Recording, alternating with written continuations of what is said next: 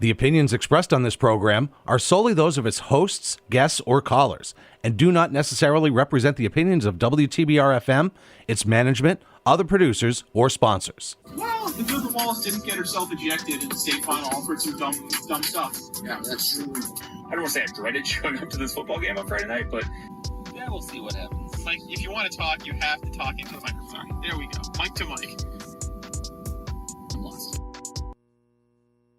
Welcome, ladies and gentlemen. Bird's Eye View here. Pittsfield Community Radio 89.7 WTBR-FM, Pittsfield 88.1 WSBR Lee. Jesse, Mike here. No Hankus Pankus for the second week in a row. Rare occurrence. Parents being in town helps with that. It was an irritating day for me yesterday. Just a day where all... So, the building was like, the maintenance guy's going to come from 8 to noon. Jeez. Somewhere between 8 and noon, which is like, all right, well... You got to move at this point. This is a weekly occurrence here. It's a weekly segment on Bird's Eye View. Yeah, time frame. And then he didn't show up. So I text them like 12:15, like, he's not here. And so they're like, no, he's just running late. So anyway, it's 3:40 when he gets there. So I just wasted like the entire day, or the day that I get. Could not go to the gym because I'm stuck. So and I should have known better. I know they're always super late. I should have just gone to the gym and then dealt with whatever happened. Because they're like, we're going to be there to fix the thing on Friday. Mm-hmm. And now I'm just like, I'm going to the gym. I don't care if they don't get to be like, they're not trustworthy. So no, yeah, it was just like, all right, this is just very, very irritating. Like the level of just like incompetence of like not being, because the issue is that they're all in Springfield. Yeah. So it's just been a time. But yes, welcome back. And then you went to a basketball game at night. And and Pittsfield no show. And another Pittsfield no show. Another notch in the tough day belt. That's it's a perfect way to start it. I saw excuse me, folks. So it is the beginning of the MIAA state tournaments. We had some action last night. Greylock girls, McCann girls moved on. All prelim, basketball, These are all preliminary round games. McCann boys lost in the prelims on the road, and the Pittsfield boys were hosting Medway. Pittsfield number 28, Medway number 37 in the Division III state tournament. Pittsfield coming off a loss in the Western Mass final to Cy-Tech. The winner is actually going to face Cy-Tech, which is the 5 seed. And Pittsfield just, I remarked to somebody in the third quarter, I said, man, if Pittsfield had actually been on the court in the first half, they might be in this game. Reading your story, it was a while. Yeah, they hit two field goals in the first quarter? They hit 2 field goals in the first half. Both were in the first quarter. They did not score a field goal in the third quarter. They did not score a field goal in the second quarter. Okay, I was going to say. And it was 3 minutes in before they got a point. And it was... Yeah, it's tough. Yeah, it was just like... Yeah, they weren't there. And this, like, Medway is not a good team. I want to make that very clear. Medway earned its, 37th seed, all right? Like, it's not good. And Pittsfield just played worse. And it's, like, a very sad thing to say, but that's the truth. And if Pittsfield had bothered to show up in the first half, they would have won by 15. And they didn't.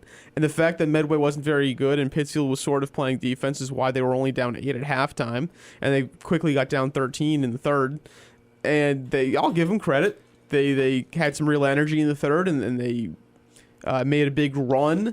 And Quincy Abilene had some nice plays. And Noah Kane Smalls hit a 3. And then Sam Teray had like this insane... physical inside layup off an inbounds pass, and then Medway's trying to hold for the last shot with 17 seconds left in the third, and Pittsfield, their shot isn't great. Pittsfield gets it out to Braden Sullivan in transition. He scores on the fast break, and they're only down 38-37, and the gym's very, very happy, and they're fired up, and you can see it, and they score to start the fourth quarter, and they're up 39-38, and you blink, and Medway scores, and that's that. and Medway retakes the lead. They held the lead for about 15 seconds, and the part of the issue was like they came out fiery in the third quarter, and so did Medway, because Medway's on the road, and you're leading the team that's at home, and now you got some juice, and you're feeling it a little bit. And Medway also, so the first half, Pittsfield like just could not get a good foul call. And in the third quarter, the refs overcorrected, and so then Pittsfield got every single foul call, and so a bunch of Medway starters got in foul trouble. And then the fourth quarter was like the final, like even, they got it right. And so then the Medway starters came back in the game, and Pittsfield lost. And so, yeah, it's just like, and I put this in the start of my story, which is like, this is who, and I'm expanding onto here, but like, this is who Pittsfield has been, right? Like, this was a team that could have won the Berkshire League, had multiple instances to do so, and they didn't. And this was a team that barely made it past the quarterfinal round in Western Mass, and then they did beat up Taconic, and they lost by 18 in the Western Mass final. And now here they are at home in states in the preliminary round, which only the second time they've ever been in the preliminary round, first time under Jerome Edgerton, and they lost. They lost at home, and it's really it's tough. It was just not a good performance from kind of an odd year for PHS. And I talked to Jerome Edgerton after the game, and he said we came out flat. Like he said he thought the preparation was more or less normal. That just like we came out lackadaisical, and you can't do that in this kind of an atmosphere, in this kind of a game. And he also said, I'm 4 years in, I'm still kind of new into my coaching tenure, and he said it seems like he wants to do a lot of reflection on what happened this year, and maybe this year was a new learning experience for him. Just I don't know if necessarily like play, team dynamics, all that kind of stuff. And so he said, I promise we're gonna be much better next year. And so it's it'll be just interesting to see where they've been, and I don't want to be mean, but just like this feels like the least talented PHS team they've had, just like in terms of right, like the Jerome is the Jerome in the Edgerton in the Edgerton era, like they certainly have good play. Probably fair. Like 3 years ago they were a Final Four team and a high seed, and the year before that all those guys were still technically there. They just hadn't fully developed yet. I remember my first year. You had Carter Munchin, who is like best or second best center in the county, and you had Makai Shepardson and Nunu Brown, and the next year you had those two guys who both put up like 350, 400 points. You had Malachi Perry, who was first team All Berkshire, putting up 400 points. Duncan, and then last year you still had like Kyle Cardoso and Freddie Conyers. And now like they certainly have some good players, and I think Quincy Abley could actually be very, very good next year when he's a senior. But it's like they just don't have enough. So I guess you can't say they underachieved.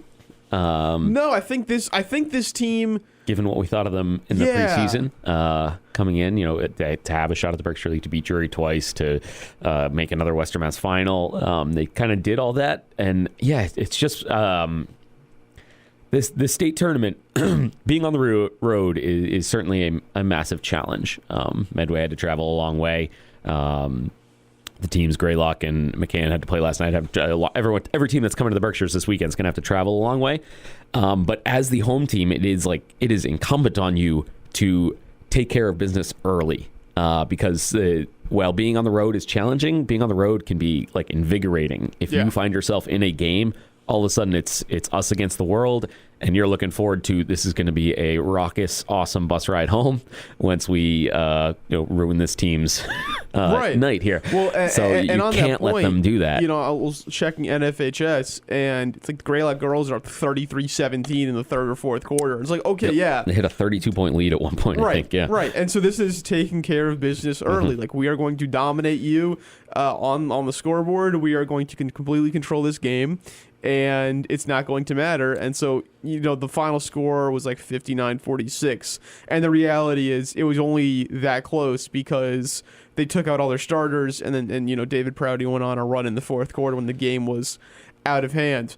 But it was, that is, to Mike's point, like, just taking care of business early, putting your foot down. And yeah, Greylock, I mean, I believe this is their first win in the state tournament ever. Certainly for this iteration. It sounded like they made it in 22, but I believe they lost to Carver. So yeah, both of them, I think. McCann, obviously, I don't believe has made any kind of state tournament. This is kind of completely new ground for McCann Tech to win, double-digit basketball games and have a home game in states. So yeah, North County kind of showed out for girls basketball last night, which was fun. Both have kind of tough draws moving forward. Yes. Greylock girls actually go again tonight at South Hadley, who obviously beat Pittsfield in the Western Mass final and is, I want to say, made like 3 of the last 4 state finals, something like that. They have made back-to-back D4 state finals. Yeah, so tough draw for them to go back-to-back. But at the same time, very promising for a team, bulk of which is younger, sophomore class. So it's what we wanted to see from the Greylock girls. Like, who's McCann going? Take a step. Douglas? They head to number 3, Douglas. Yep. Yeah, I believe they both go to number 3. Yes, yeah, I know Greylock. They were both 30 seeds. Also should say McCann hockey, just like really tough loss on the road. Gave number 14 Medway a game. McCann was 19. They lost 7-5. They were down 3-1 at the end of the first period. They tied it up. They were down 5-3 going into the third period. Dallas Richards scores a solo goal. Hayden Bonus scores a solo goal. Tie 5-5, 7 minutes of scoreless hockey, and then Medway got quick 2 goals, and they won 7-5. McCann had a lot of shots that just kind of didn't bounce their way. I mean, I believe McCann actually outshot Medway 34-31, but it was still just like very, very close in terms of shots on goal. And yeah, so a tough end for what's been the best season McCann's ever had. Certainly the best season that a North County hockey team has had in a very long time. Western Mass finalist, state small school Voc champion, and then, I mean, no Berkshire team has won in states, but this is also, I believe, actually the first time that a Berkshire team has made it past the preliminary round. The last few years, Taconic has always been in the prelims, and they've kind of had some tough losses there, really close. And so this is straight into the round of 32, and McCann unfortunately took the loss, but once again, a very, very close loss to Medway. And that's also a game where you're like, well, if this is in North Adams, maybe McCann is able to pull it off. Yeah. And I should also say Dallas Richard just 138 career points, had 4 goals in the game, was just doing everything he could to make sure his senior season was as long as possible. He is he was noticeably like the most passionate kid on the ice at the Western Mass final last Thursday? Yeah, so that was after we were here. Which was just kind of a frustrating game for McCann. They did have a lead on his really, really fancy goal. That was just a really pretty attack on a breakaway. But McCann, they opened the third quarter just kind of sleepwalking a little bit and got caught twice early. Scoreboard flipped, and suddenly they were down 2. Richer fired one in from the blue line, I want to say with about 2 minutes left, and McCann had a couple shots to tie it, send it to overtime. One of them, which with 4 seconds left, was just a really great save by the goalie, sliding left to right. And yeah, it was just devastation in the aftermath of that, because they had been riding this crazy high that none of them had ever really experienced, perhaps in other sports, baseball, whatever. But certainly a hockey team experiencing that level of high, it was new to all of them. And to see them kind of come out 2 days later and have to do a comeback win at home was, I think, kind of wildly, just impressive. Speaks a lot of them as people, as kids, and they were down a couple goals to Aspet Valley in the state Voc championship, and then they came back to win that game. Yeah, so a wild season regardless of how it ended. I guess good to see that. I don't know what it means moving forward for hockey. It's just so hard to gauge. We've had Taconic's been in 2 Western Mass finals. They won 1. 3 Western Mass finals. So they're there. It's just I don't think it's growing. Like hockey's not going to. Are we going to get a third team back? I don't think so. If you want to get into the the quagmire of it, I've been told that on good authority that Mount Everett would like, or people at Mount Everett would like to bring their hockey team back. Mm-hmm. But I believe the logistics of it all are very difficult, given that those kids have spent some years now at Taconic, and obviously the Ice. ice time and logistics, all that. And then also, I've been told on the Taconic side that a lot of those kids actually kind of prefer playing for Taconic just because Mount Everett was always a doormat in the league, and at Taconic you're winning games, and so and the numbers are better, and so that kind of that does make it more difficult. But no, we're not gaining hockey teams anytime soon. But I do think this just helps the county in terms of like, hey. I think it helps North County in like, hey, Taconic is not the only good hockey program, right? And it helps everyone see, hey, yeah, Berkshire County can still play hockey. So I do think it helps in that regard.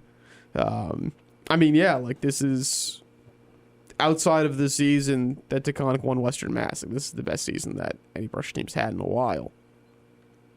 So, we'll see what happens. McCann is going to graduate some really, really big seniors.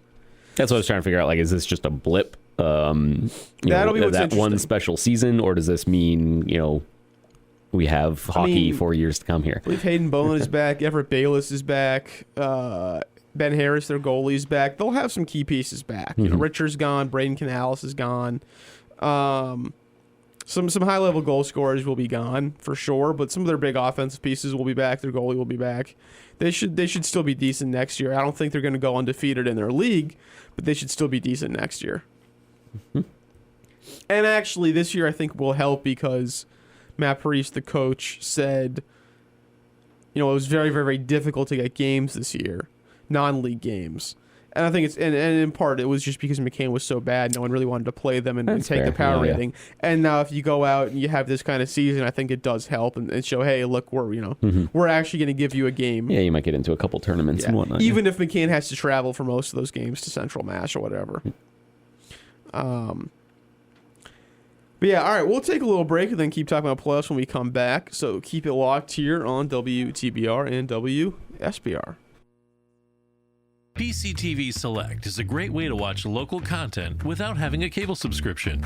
You can keep up with the latest of what's going on in your community from anywhere in the world, and it's available for free right now.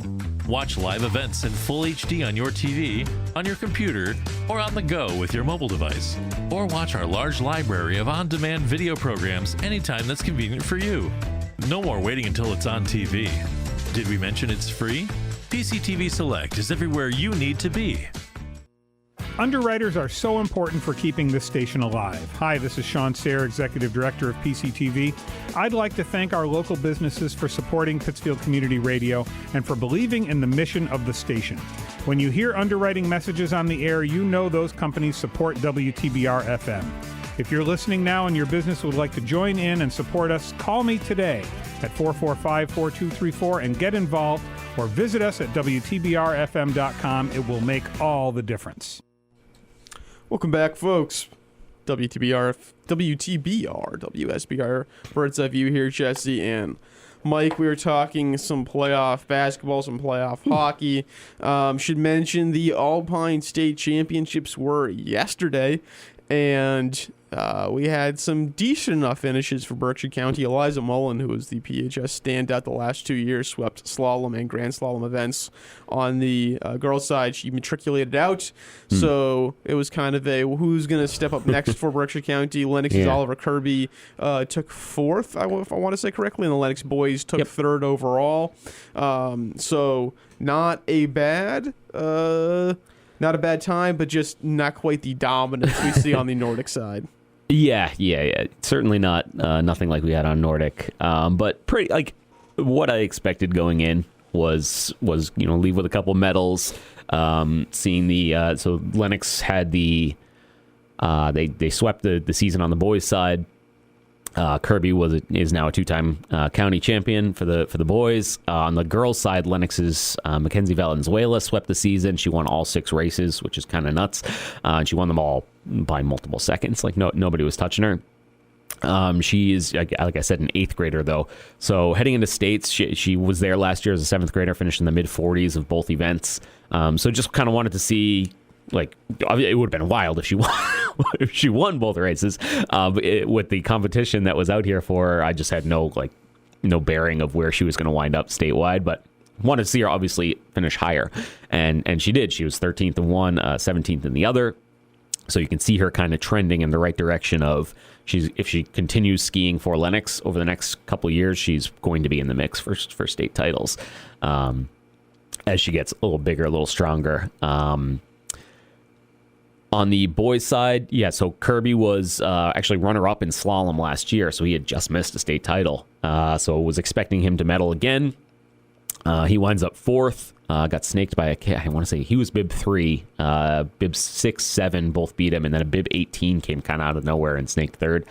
But the big thing for Lennox boys was they had a promising team there last year. I think 2 different guys suffered DNFs, and you need 3 skiers to score as a team in both events. So 3 guys have to make it down successfully. They had 5 guys there. All 5 made it down in both events, which was very impressive. They put, I want to say, 3 in the top 30 of slalom, which is very strong. If I can find my story here. Wind up finishing 3rd overall. They miss 2nd was Concord Carlisle by a couple seconds. So they weren't like narrowly missing it, but they were in the mix, which is kind of very impressive, I think, just for a Berkshire County team. Because the teams that win this are St. John's Prep, which is, probably T1. Recruiting skiers. Yeah, sure. And Concord Carlisle, bigger schools from the Boston area. So, Concord Carlisle was 5:36. Calling St. John's Prep Boston area is really funny. It's like Lawrence, Mass. And Lennox was 5:43. So they lost by 7. They lost the runner-up trophy by 7 seconds. So they weren't, right on the verge there, but still a very impressive finish. I believe they're all or almost all back. I want to say maybe Michael Peretti is a senior, but Kirby's still only a junior, so he's back again. Cody Lesser is an 8th grader. I'll take it back there, and St. John's Prep is Danvers. That is better. That's not quite as egregious. There's like 4 different St. John's all over the place. There's To me, St. John's Prep, is there's Shrewsbury. St. John's Shrewsbury, yeah. But just, and Lincoln Sudbury, shout out, I think Evan Berkowitz went there. That's true. So, they were 4th.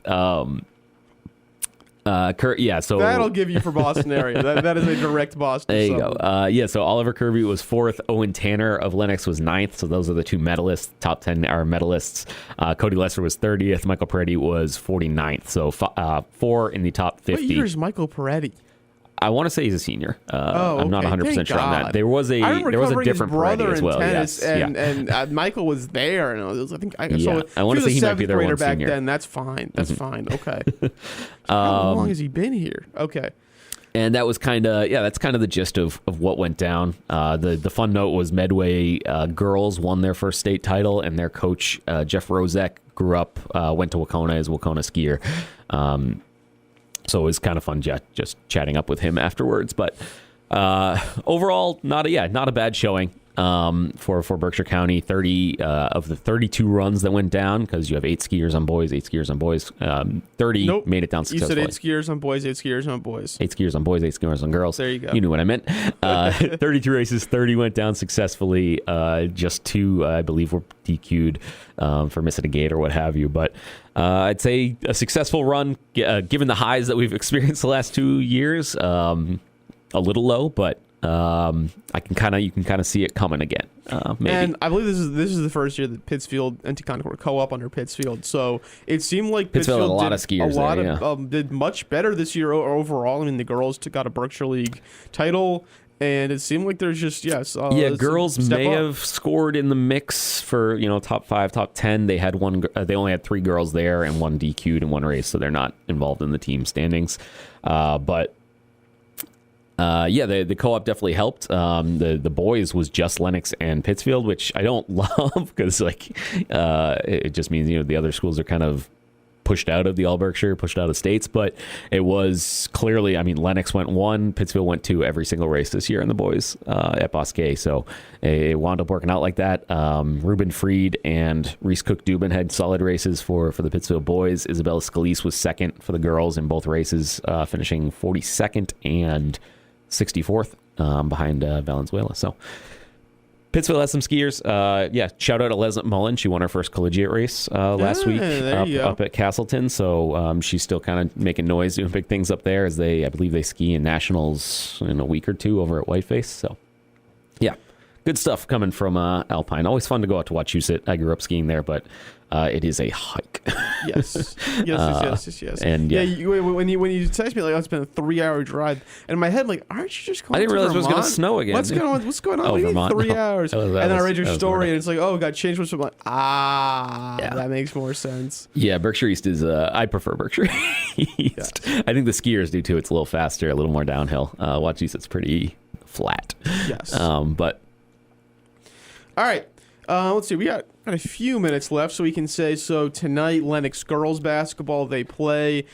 They host number 21 Greenfield. Lennox is 12. This is a round of 32 This game is a round of now. 32 game. If they win, they most likely are at number 5. Lee, their first round game, I believe, is still TBD. Mike, you can bring Scheduled up for Sunday, actually. scheduled for Yep. Sunday. Sunday at 2 p.m. against either Kip Academy or Atlantis. That's what I meant by Charter, yeah. TBD is, and we don't know who they're playing. Yes, but they did schedule it. Pittsfield girls will play tomorrow. They're Swampscott pulled off the minor upset, so they're hosting Swampscott. Or no, Tantasqua. Excuse me. Tantasqua pulled off the minor upset of Swampscott. That's what it was. Tantasqua's 34, right? Yes. 34 beat 31 Swampscott. Yep. Yep. So that was the minor that's 6 upset. o'clock Friday. 6 o'clock Friday. Wacona is having a doubleheader, boys and girls, on Saturday. Yeah, we're going to have, I think, 3 different doubleheaders on Saturday. It's looking like Wacona, Hoosick, and Drury will all host a round of 32 doubleheaders. Some of those are scheduled. Some are still TBD on the opponents. But it's all going to be like Drury boys are scheduled to face number 32 Salem Academy at 5 p.m. Drury girls don't know who they're playing. Wacona girls are playing Blue Hills Regional at 4 p.m. Boys are going to go at 6 against one of 2 teams. Hoosick, I don't believe, is hard scheduled anything yet. So most of these games, I think, all got pushed back a day. The rest of the state got 2 snow days, pretty much, because there was so much to deal with. So a lot of these preliminary games are happening tonight still. Right. But we should have, those 3 doubleheaders Saturday. Friday, Monument boys are at Upper Cape Cod. That's a 20-13 game. What do we have? McCantech girls are at Douglas, like we said earlier. And also tonight is the Greylock at South Hadley game.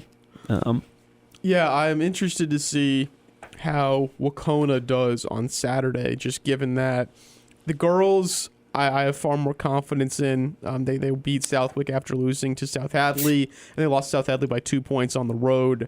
Really gave them a game when they beat Southwick, which is a good team. Mm-hmm. And but the boys have been far more unsteady. They got a big win over Monument, but Monument without Randy Cole is dealing with all that stuff. And otherwise, kind of had a really rough end to the season. And it's just mentally, I don't know where they're at necessarily. And the fact of the matter is, when these players were sophomores, it was the first time they got real starting minutes. Mm-hmm. And they lost in the first. They were upset in the round of 32 at home in the nightcap of a doubleheader right after the girls had won a game. And that was the Pat McLaughlin year. Mm-hmm. And they lost to Joseph Gase. And the next year, so last year, when they were juniors, they kind of barely made the tournament, and they were in a prelim game, and they won it. And they were on the road in the round of 32, and they got smoked. Mm-hmm. And so now this year, you're the 8th seed. You're at home in the round of 32. Can you win? Because you haven't done that yet, when the team is yours. And so I'm very interested to see where they are mentally. Can they come in with confidence and dictate kind of pace of play? And can they get enough offense? And can they score? Yeah. You have a home path to the quarterfinals. You have a home path to the quarterfinals for both Wacona girls and boys. Yes, girls are 5 seed. Yep. Right. So, are they going to be able to fully take advantage of it? And that's going to be a huge question mark because, the Wacona boys, I don't know where their head's at.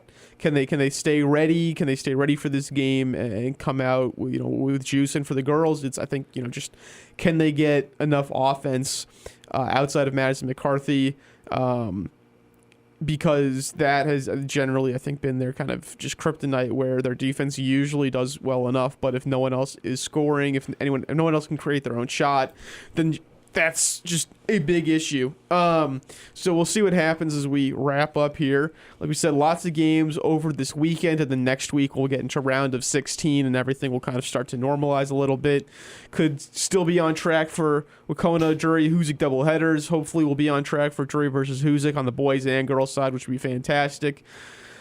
Thank you all for tuning in, listening. This has been Bird's Eye View. Jesse and Mike here, so stay warm, keep off the snow, and take it easy.